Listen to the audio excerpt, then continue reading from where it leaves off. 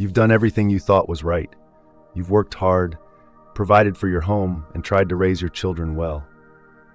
Yet there are days when peace feels far away, unity in your family seems like a distant dream, and no matter how much you give, something always feels missing.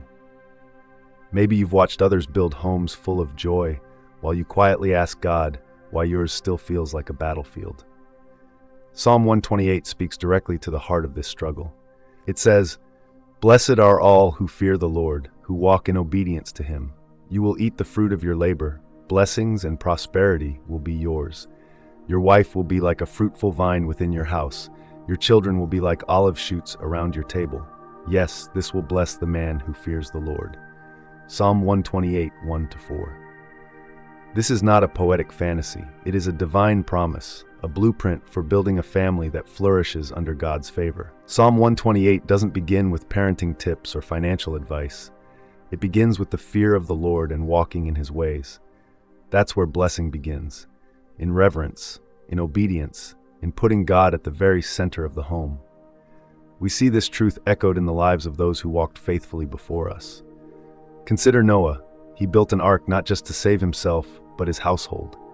He feared God in a time when no one else did, and his obedience became the covering for his entire family. Or look at Cornelius in Acts 10. Though a Gentile, he feared God, prayed regularly, and gave generously. And what happened? An angel of the Lord came to him, and salvation entered his whole house through his faithfulness. When we choose to walk in God's ways, we invite his peace to reign in our relationships. It doesn't mean we'll be perfect, it means we'll be planted. The fruitful vine and the thriving olive shoots, these are not rushed results.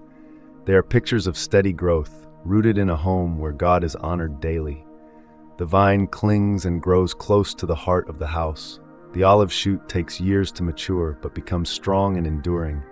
You don't need to chase after the world's version of success. You need to walk in the fear of the Lord. That's where the true blessing lies. Quiet, steady, powerful, and eternal. Today, we will pray to ask God to give us the heart to build our homes his way, to plant his peace in our marriages, to raise our children in his truth, and to live under the shelter of his blessing. Let's seek the kind of family life heaven delights to bless, a home shaped by reverence, obedience, and enduring love. Let's take a moment and pray together right now. Prayer.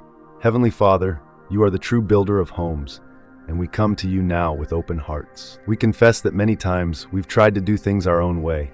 We've relied on our strength, our plans, and our understanding. But today we choose a better way, your way. Teach us to fear you, Lord, not with fear of punishment, but with awe and surrender. Help us walk in obedience, not out of duty, but because we trust you know best.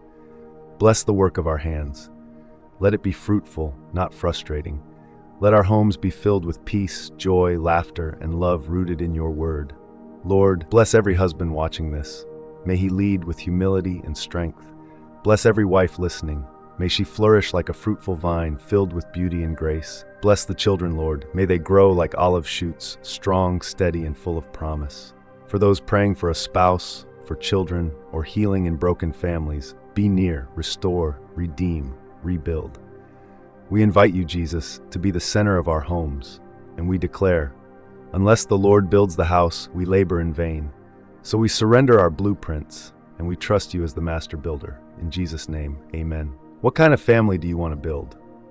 When you look at your spouse, your children, or even the family you one day hope to have, what do you truly desire?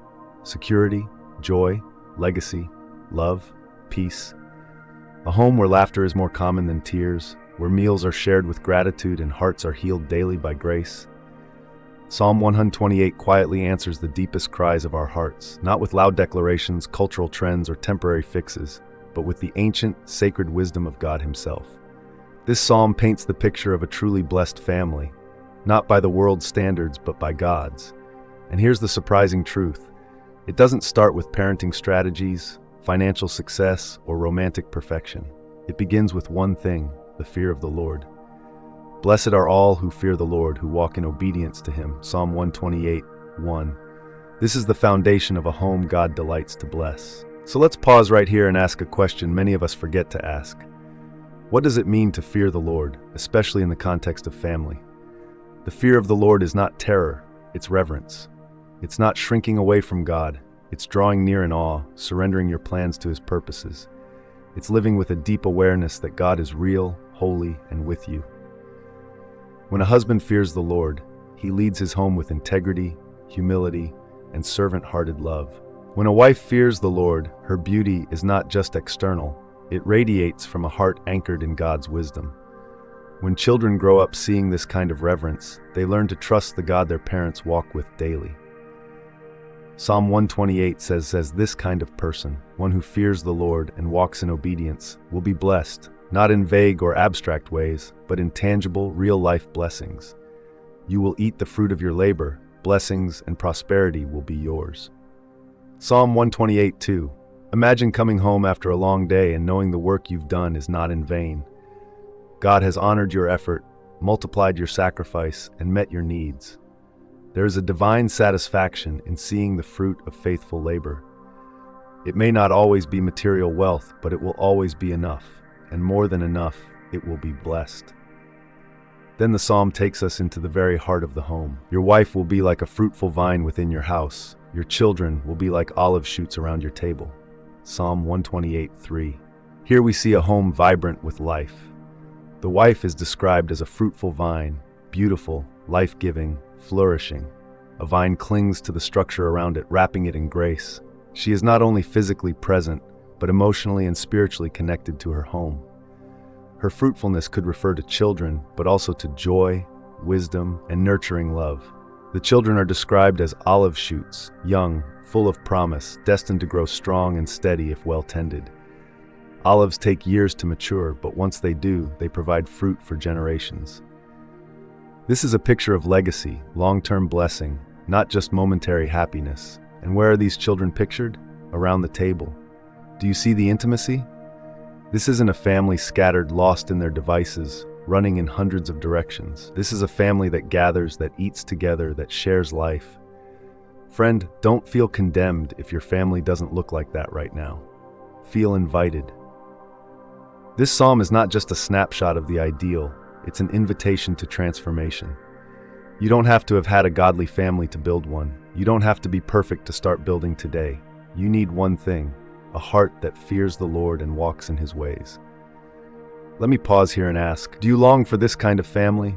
Are you tired of striving without seeing results? Are you ready to ask God for help? Now let's continue. Yes, this will be the blessing for the man who fears the Lord. Psalm 128:4. This verse is a confirmation, a divine assurance. God is not dangling hope like a carrot in front of a horse. He's not teasing us with unreachable ideals. He is promising, "This is what I do for those who revere me and follow me." The beautiful thing about this psalm is that it does not begin with children, wives, or homes. It begins with you. One person's reverence blesses the whole family. Think about that. Your fear of God can be the starting point of a generational blessing. Your obedience might be the reason your great-grandchildren walk in God's ways. Now the psalm shifts to a wider lens. May the Lord bless you from Zion. May you see the prosperity of Jerusalem all the days of your life. Psalm 128:5. God's blessing is personal, but it's never meant to be private.